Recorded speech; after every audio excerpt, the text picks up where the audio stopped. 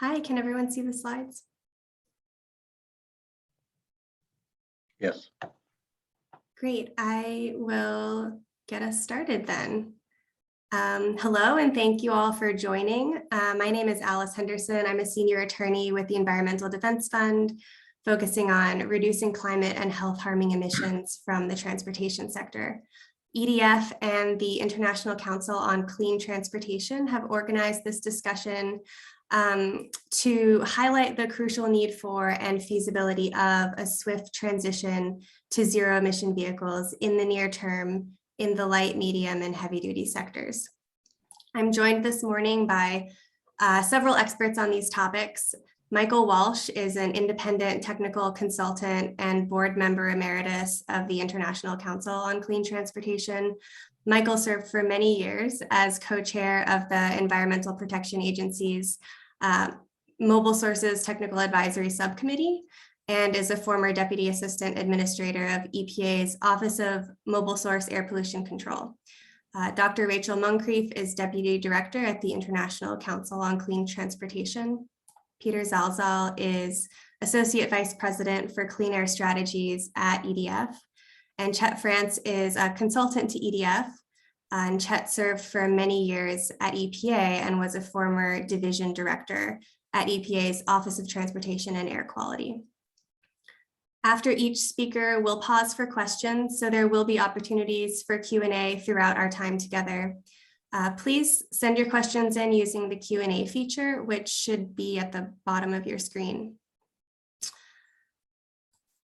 And I will get us started with just a few perhaps familiar pie charts from EPA's greenhouse gas inventory. As many of you are deeply aware, the transportation sector is the largest source of greenhouse gas emissions in the United States. And the cars and trucks on our roads make up over 80% of those emissions.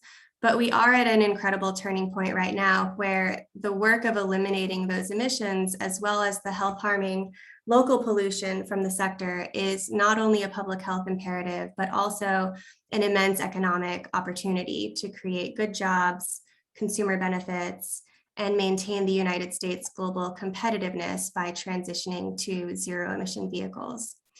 And the technology to get there is already broadly commercially available. We just need strong national policies to provide the benchmarks, regulatory certainty, and investments to make the transition in the short time we have left to prevent the worst impacts of climate change. And we need the national leadership to ensure that that transition to zero emitting vehicles means that the low-income communities and communities of color that disproportionately feel the impacts of the transportation sector pollution will see near-term pollution reductions in their communities.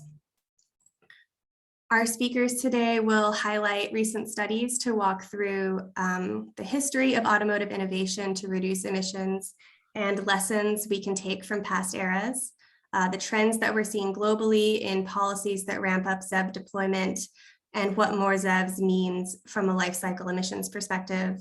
And in the US, the clear benefits and feasibility of eliminating tailpipe emissions from light duty vehicles by 2035 and from medium and heavy duty vehicles by 2040. So with that, I will turn it over to Michael Walsh to offer his perspective on major eras in automotive design and regulation, just to put the moment we're in now in some historical context. Thank you, Mike. Thank you, Alice, and good morning, everyone.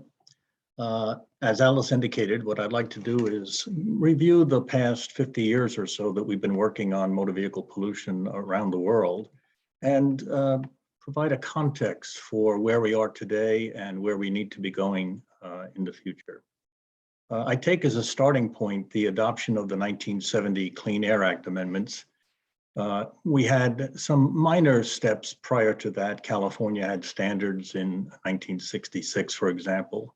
But I think the 1970 Clean Air Act Amendment really set the stage for aggressive approaches to dealing with motor vehicle pollution. And a key element of that law was the technology forcing aspect of it. It did require manufacturers to work to develop technologies that were not just sitting on the shelf ready to go. And it set the stage for a whole progression of these type of technology forcing efforts that have taken place over the past 50 years or so.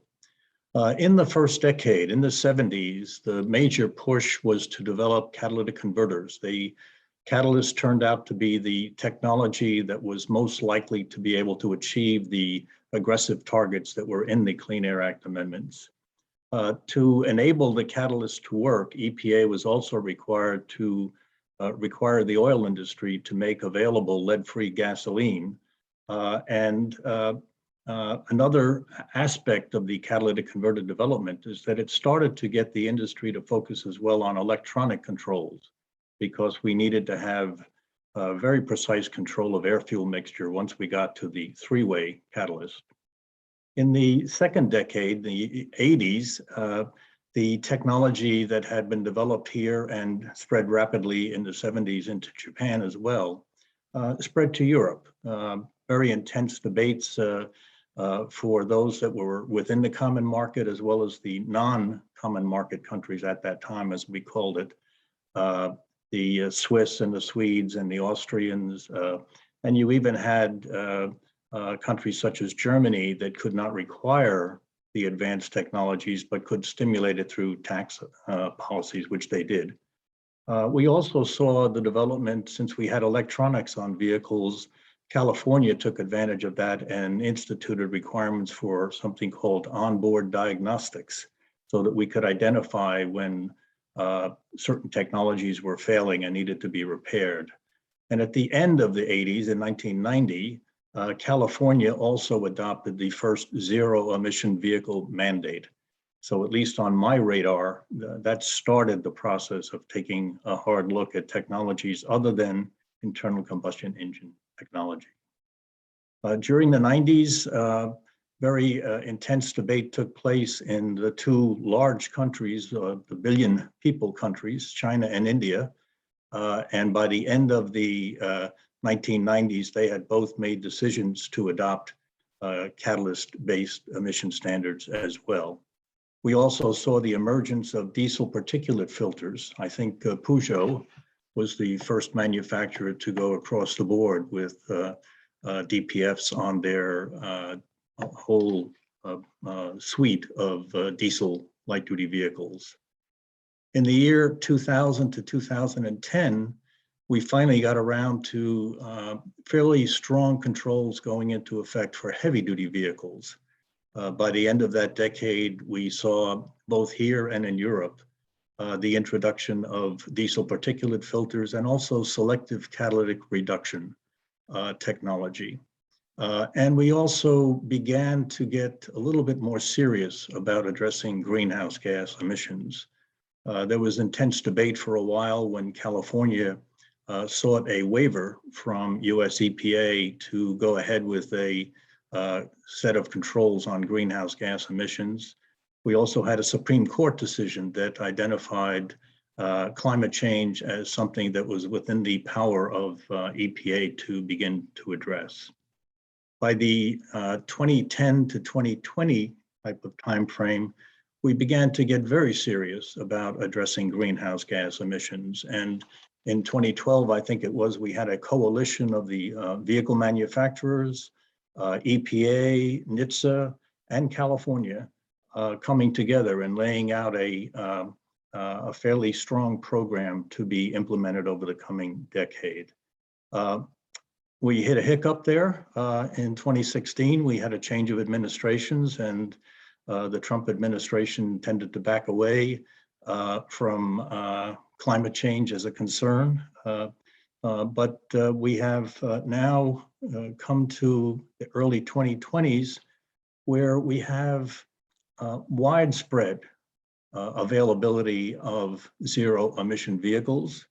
We have more than a decade of Tesla being in the marketplace with a vehicle that performs very well and is very well accepted by the public.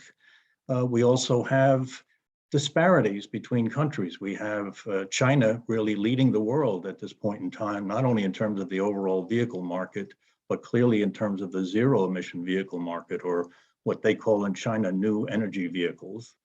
So we're poised now in the decade ahead to get these technologies out there. We all recognize that they're the key, not only to addressing urban air pollution, but to addressing climate change. And you don't have to imagine very much to realize how serious the issue with climate change, the fires in the West, the hurricanes, the flooding in China, the evidence is all around the world that we need to get moving very, very quickly. And with that, I will conclude. Turn it back to you, Alice. Sure. Thanks so much, Michael. You mentioned the widespread availability of zero emission vehicles and Tesla in particular. I wonder, looking back on earlier eras, when the US government set a pollution standard that, would require the use of certain technologies to meet it, to what extent did those technologies already exist in the market, and how do you think electric vehicle technologies compare in terms of readiness? Yeah, I think we really are in a very different place. It's a very good question. When the Clean Air Act was passed in 1970, there had not been any widespread testing even of catalytic converters on cars. I remember I worked for the New York City EPA at that time, and we did a 10 vehicle police car test in about 1973 to see how catalyst would hold up in real world driving. So we were really frantically, and the vehicle industry, I'm sure much more so, trying to find the technology that would enable us to reduce the CO, HC, and NOx by 90%, which the Clean Air Act required.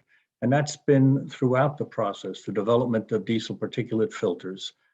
This was not something sitting around. We had to force the development of that. And with a great deal of effort by industry as well as by government regulators to bring these technologies around. And as I said, we also had to make innovations with regard to fuels, to lower sulfur levels and lower lead levels.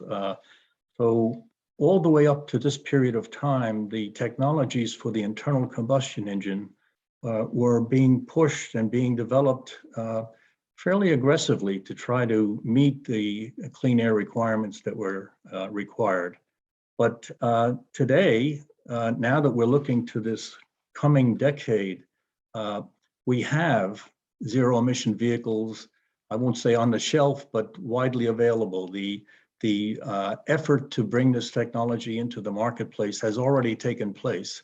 So we have major production of this in China. We have production in Europe, as well as here in the United States. So we're in a much, much better place in terms of being able to foresee what's possible over the course of the next 10 or 15 years. Thank you so much for those thoughts.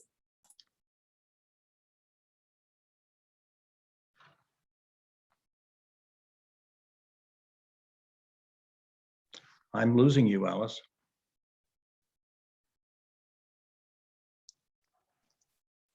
I think you're muted.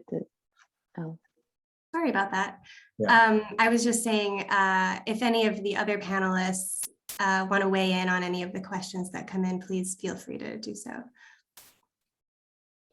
Yeah, Alice, just if I could add to Mike's response to your question.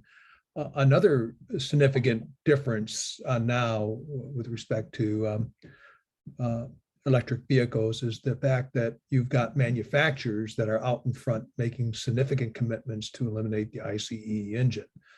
Many companies have made the commitment to by 2030 and even and by 2035 eliminating internal combustion engines. So the whole landscape is different and really transformational compared to sort of the pattern of standard setting that EPA has done over the last several decades. Thank you, Chet. And I see one other question for Michael related to the United States role on the global stage. You spoke about how in the past, emissions reduction technologies have spread from the US to Europe and then to other countries. how would you characterize the influence that the United States has on other countries in reducing greenhouse gas emissions from vehicles today? I've used the analogy over the years that California would drop a pebble into the ocean, and it would gradually ripple across the United States, but then would continue around the world. And it's interesting to look back and see how many of the technology advancements have started in California. California, as I mentioned very briefly, was the first place to adopt tailpipe standards at all in 1966. And they have led the way throughout. And as I said, the technology was developed in California, then in the United States in the 70s. After a lot of debate in Europe in the 80s, it spread to Europe, also to South Korea and Taiwan, I might say, during the 80s, and continuing to this day. So we now see around the world, I think, I would guess, it's hard to say in a few countries, but approximately 95 to 98% of every new vehicle produced in the world today with an internal combustion engine. Gasoline fuel vehicles have catalytic converters, and most of them also now have diesel particulate filters if they're diesel vehicles. So the technology that was developed here by the US manufacturers has spread gradually across the entire planet. And I think the same is happening with zero emission vehicles. As I mentioned, Tesla really, I think, put zero emission vehicles or battery electric vehicles on the map, showed to people that these are real vehicles, they're not golf carts, they're real vehicles, they really work, and they provide good performance and other attributes. Thanks very much for that. I guess I will move us along. We'll turn it over to Rachel now to share some findings from recent ICCT reports on global trends in life cycle greenhouse gas emissions of different powertrains and policies around the world to eliminate pollution from new motor vehicles.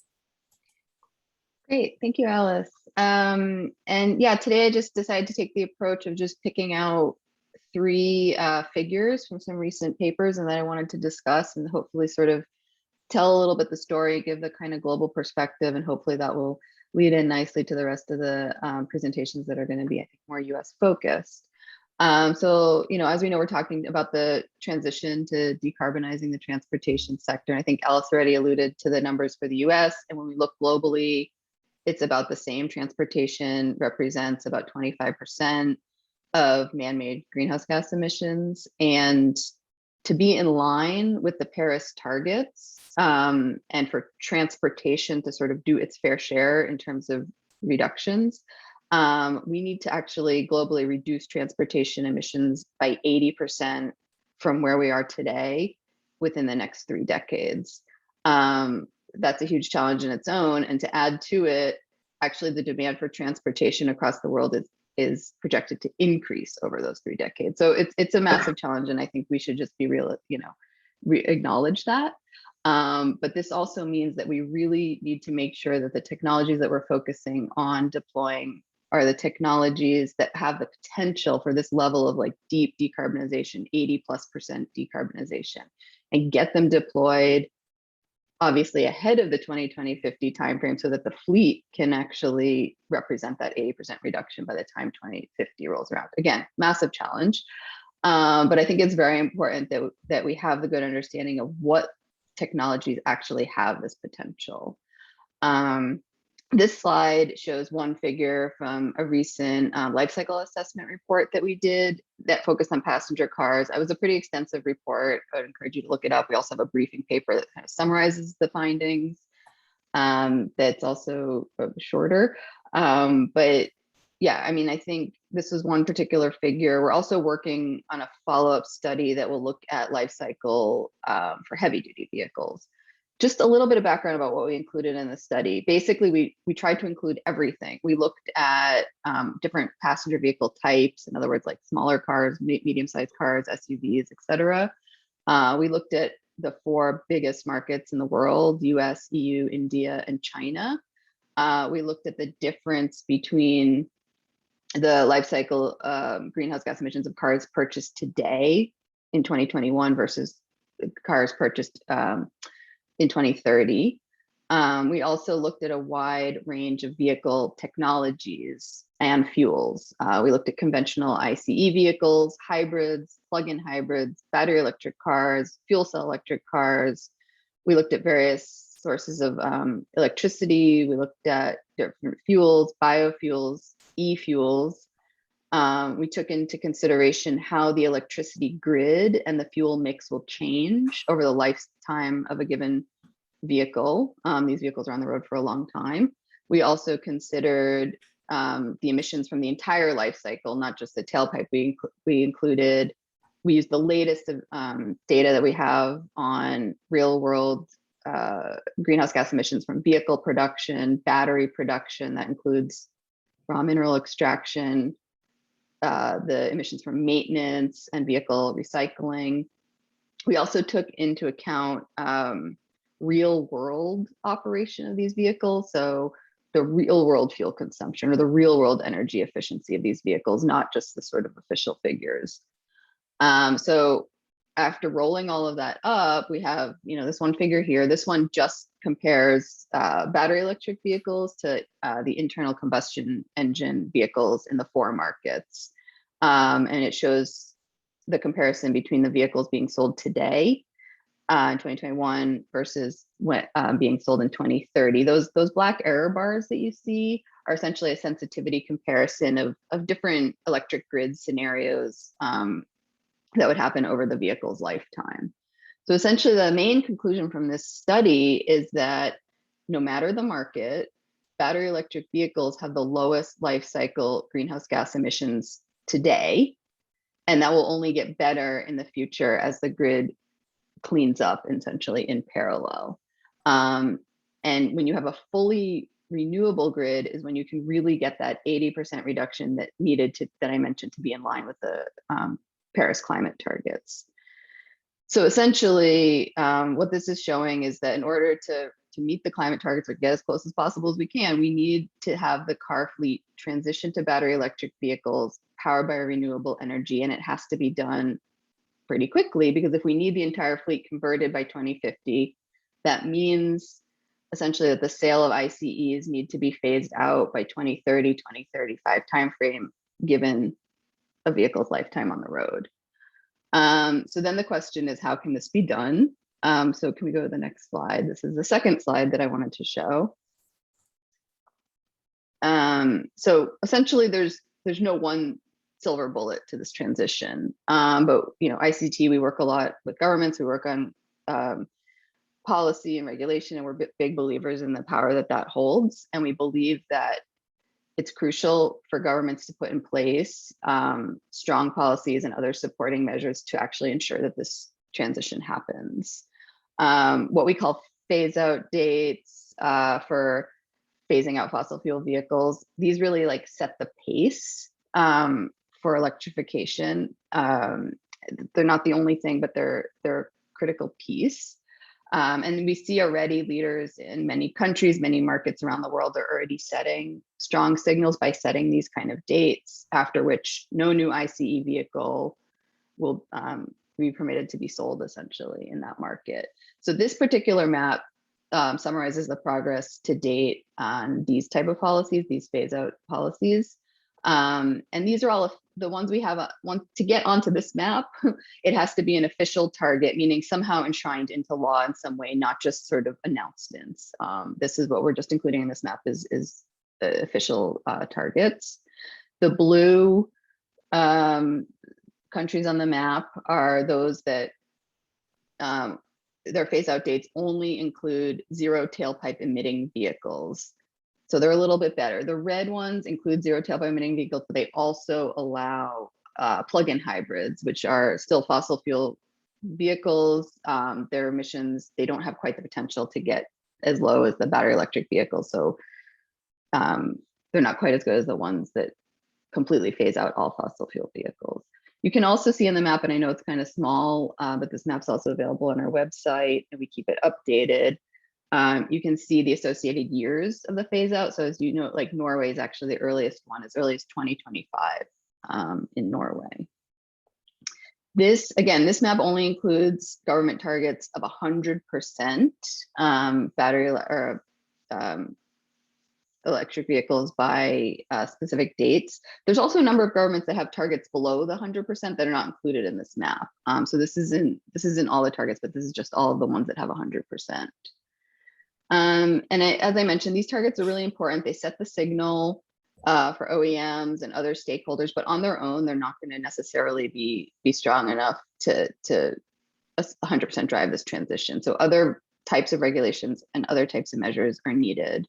And 4 of the ones I wanted to mention that are also needed, one is the combination of what we either call ZEV regulations and or sort of greenhouse gas or efficiency regulations. Those are the regulations. The ZEV regulations are essentially they're still fairly rare, but they're the most certain and effective policy measure to essentially ensure that automakers produce a growing share of electric vehicles over time. The CO2 standards can also drive emission reductions from fossil fuel vehicles, and if they're stringent enough, they could also require increasing sales of ZEVs over time. The next kind of important supporting measure is what we call fiscal incentives. So that's obviously incentives that help alleviate some of the upfront cost differential when you're purchasing a battery electric vehicle. These are highly effective. They've been proving to be highly effective, but of course, they will need, they're not always, depending how they're structured, they might not always be sustainable because you're essentially giving away money. So over time, as battery electric vehicles reach cost parity, upfront cost parity with internal combustion engine vehicles, fiscal incentives can kind of be phased down over time. The third one I wanted to mention is infrastructure.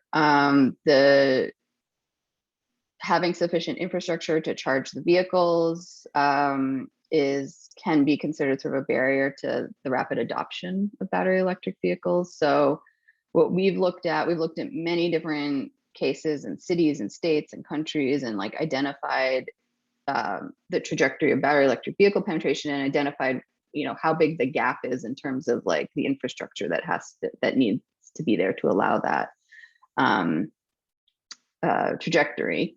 And essentially what we see, there's no one set rule of thumb on a ratio of vehicle to charging points, but we do recognize that essentially the investment in infrastructure needs to increase about 25 to 35% on an annual basis to kind of keep up with the pace needed.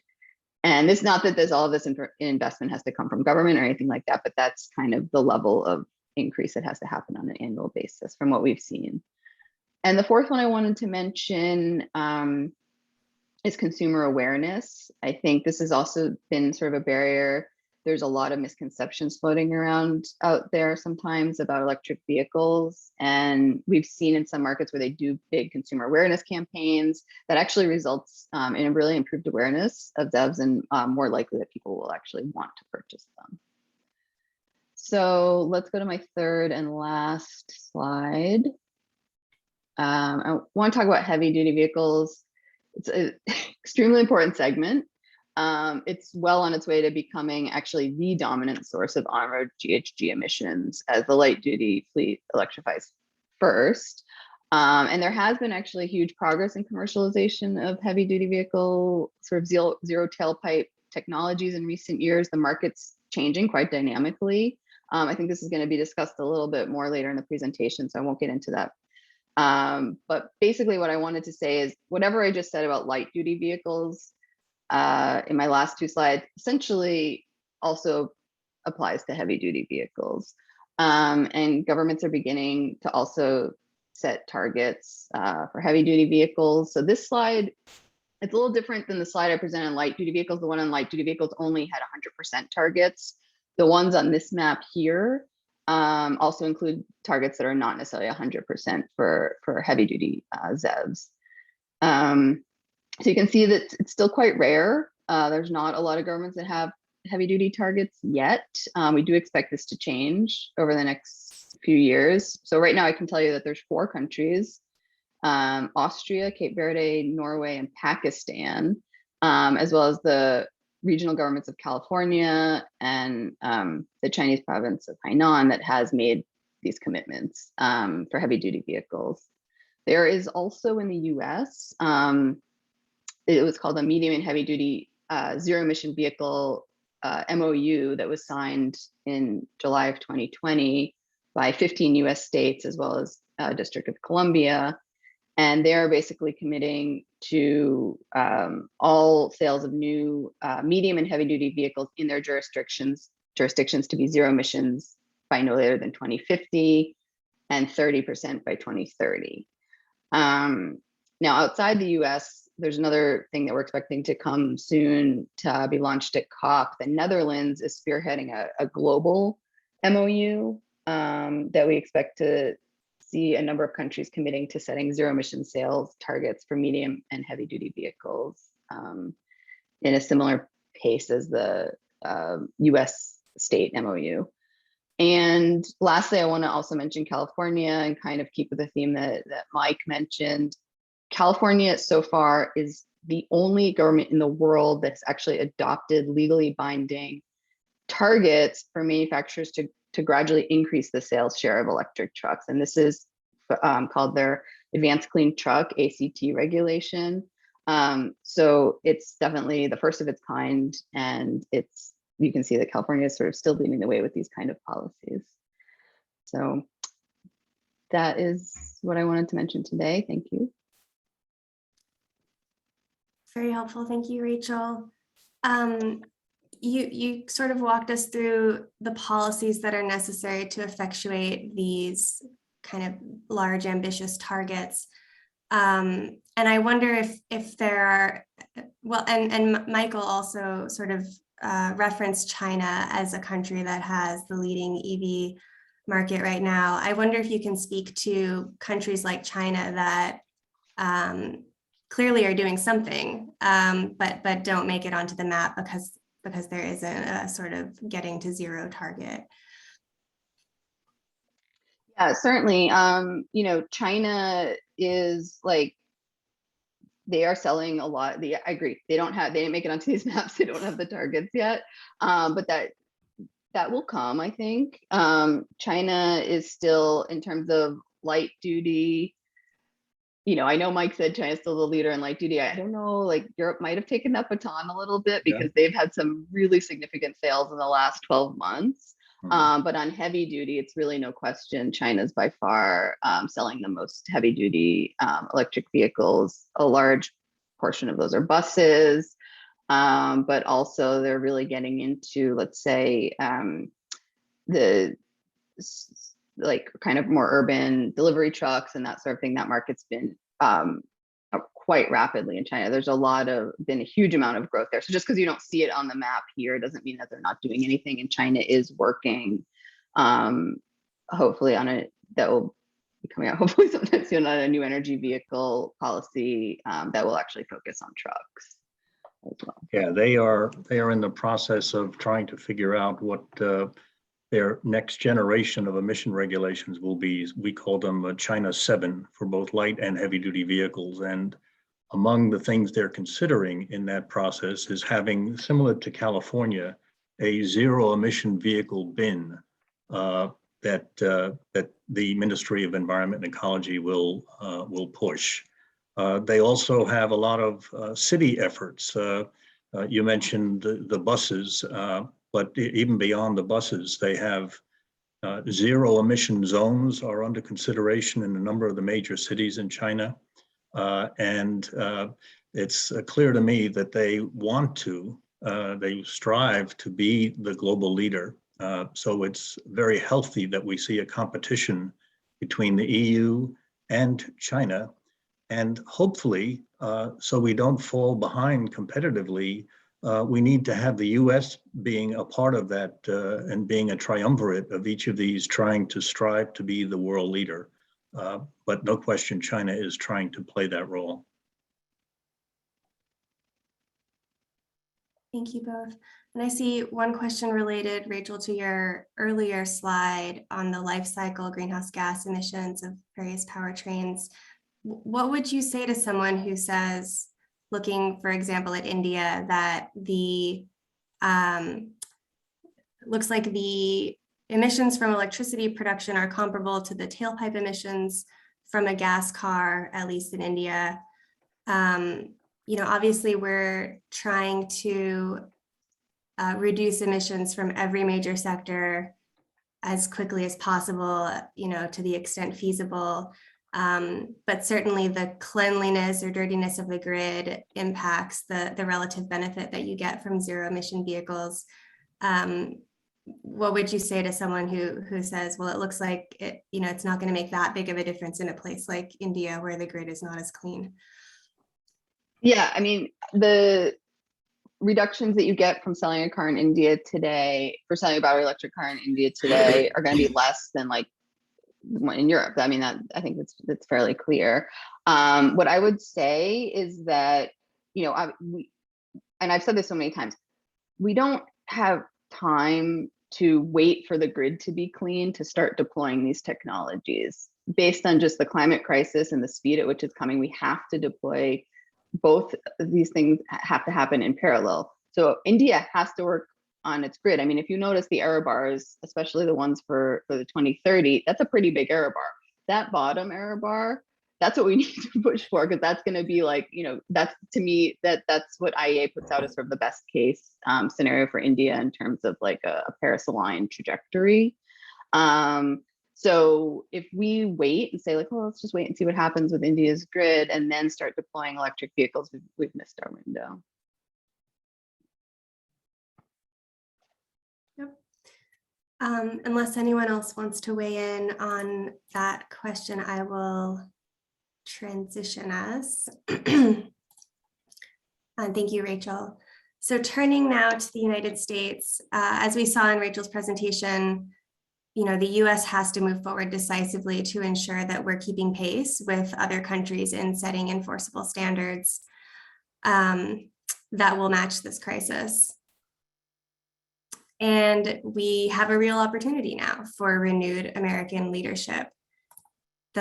Just last month, President Biden announced a goal that half of all new cars sold in the US will be zero emitting by 2030.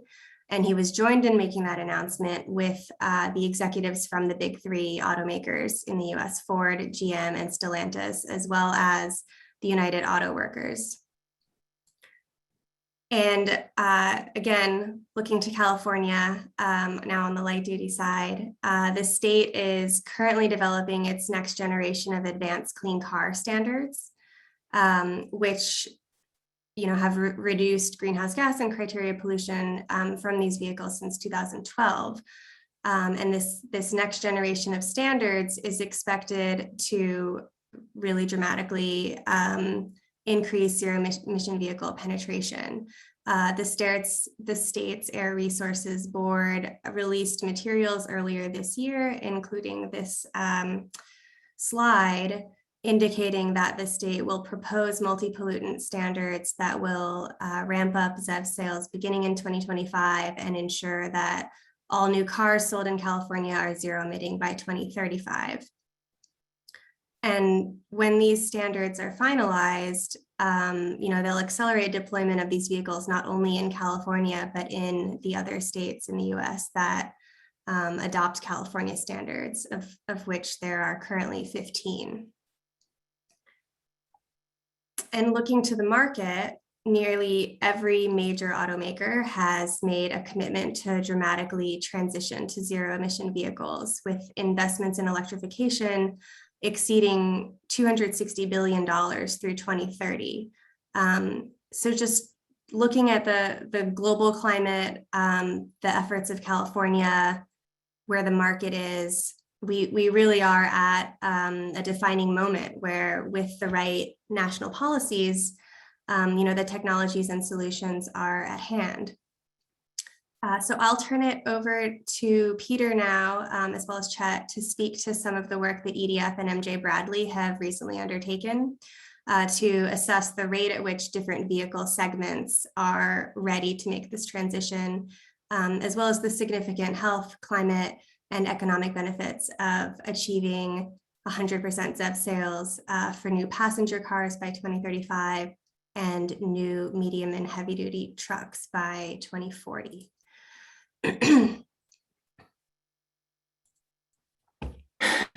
Great. Thanks so much, Alice, and thanks to everyone for joining today. I wanted to share, as Alice said, some of the work EDF has commissioned from MJ Bradley, as well as some of our own work here in the US specific to light duty vehicles. And, again, building from Alice's comments and Mike and Rachel's, we just have a tremendous amount of optimism about the opportunities in front of us to rapidly transition to zero-emitting vehicles. And that's matched, I think, by, our recognition of the urgency to do so, to meet the moment, and to really dramatically reduce carbon and other health harming pollution from vehicles. So the work I want to share kind of does two things. The first, the first set of slides here are from a report that EDF has commissioned by MJ Bradley and Associates that really evaluates the landscape for electric vehicles, for zero-emitting vehicles here in the US. And it's a really dynamic landscape. The market is shifting tremendously. There's a lot of manufacturer investments and jobs that are being created. Public